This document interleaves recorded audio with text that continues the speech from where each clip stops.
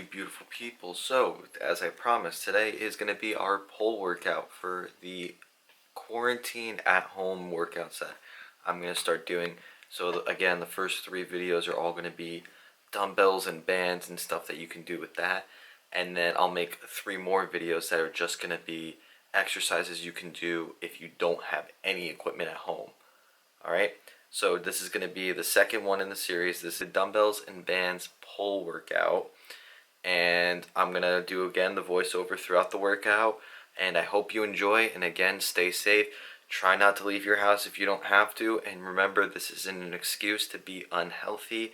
You can still be healthy and still lose weight or still achieve your goal, build muscle, whatever it is during these times. You just have to work a little bit harder. Don't forget that, guys. Alright, and I'll see you in the voiceover. Alright guys, so welcome back to another commentary. So right here we have a banded lat pull down. So for this, all you need is a pair of bands and something at high level. So some bands have door stoppers, that's perfect. Mine sadly do not, so I just had to put it on my staircase at a good enough level. Get right under it, or just about right under it, and then just pull down and get that nice squeeze. So I went for a lot higher reps on this one and got that nice squeeze, as you can see at the bottom, just because I wasn't going to be able to overload it as much as I normally could with a normal lat pull down, but that squeeze is very important. Next we're going to move on to the one arm dumbbell row. So right here I'm showing you, do one arm at a time, lean on something. If you have a bench or a table you can lean on. Right here I just wanted to show you, so I was just leaning on the side of one of my chairs. And you just want to row with your back, not with your bicep.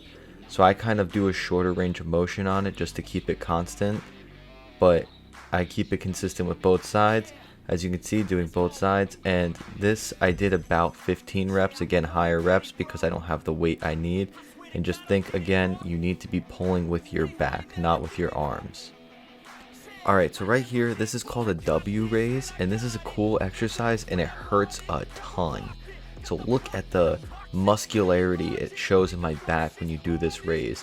You'll feel this in your shoulders, your rotator cuff, your lats, your traps a little bit. This is an excellent exercise and it really strengthens your back and shoulders.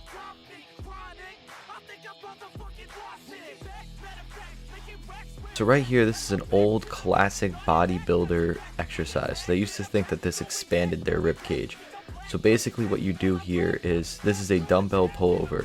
So ideally you'd want a thinner bench, but this was the thinnest thing I had, this long thick table. But if you had something thinner, like a shorter table that could withstand your weight, you'd want that. And so the reason you want it thinner is because you want to get a deeper stretch by keeping your hips down. If you look at my hips, I'm like fighting to keep them down. They raise a little bit, but I fight to keep them down just to get that deep stretch. And I try to stretch it over the other end of the table just so I can get that stretch in my lats. You're going to feel this in your lats and your chest and your triceps a lot. If your triceps are sore from yesterday, they're going to be super sore from today. They're getting hit twice because of this. Next we're moving on to the banded face pull. So again, you could use a door stopper, but again I laid on the floor or sat on the floor and I used part of my table. And you basically just want to do a back double bicep with this. So pretend you're doing a back double bicep. It took me a while to get used to doing it with a band because I never really do it before. And then here's the other angle. So this shows what the front looks like. Again, you're trying to hit that front or back double bicep. You're just trying to show your biceps. And you'll really feel it in your back of your shoulders and your traps. And you can give it a little bit of a lean back if you have to, if you need it. But as you can see, this kills me. Look at my face during this. It's just obliterated. So next we're moving on to dumbbell shrugs. So with the dumbbell shrug, I usually do twice as much weight as I have. So instead of doing like 10 to 12 reps, I did 20 reps and I did them decently slow in the beginning. And then once I started to get fatigued, I'd pick up the speed a little bit.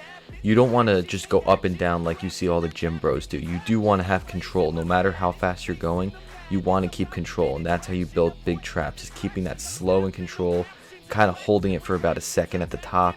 Just make sure you're not swinging it around like an idiot.